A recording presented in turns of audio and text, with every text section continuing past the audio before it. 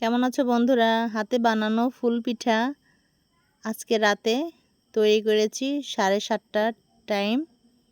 দেখুন কিভাবে ভাজা হয়, কিভাবে বানানো হয়। ছোট ছোট পিঠা থাকে, তেল গরম করে ভিতরে দিয়ে দেয়, অমনি ফুলে অনেকটা বড় হয়ে যায়।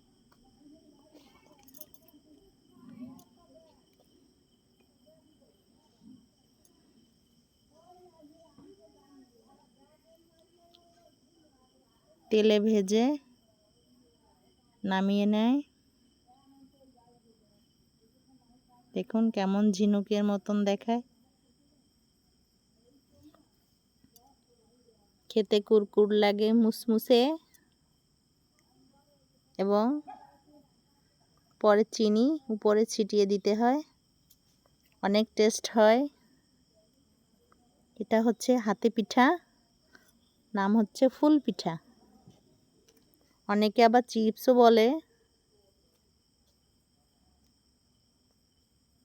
অনেক পদের, অনেক কালারের এগুলো হয়, খেতে অনেক সুস্বাদু হয়। আপনারা বাসায় তৈরি করে খাবেন। ভালো থাকবেন।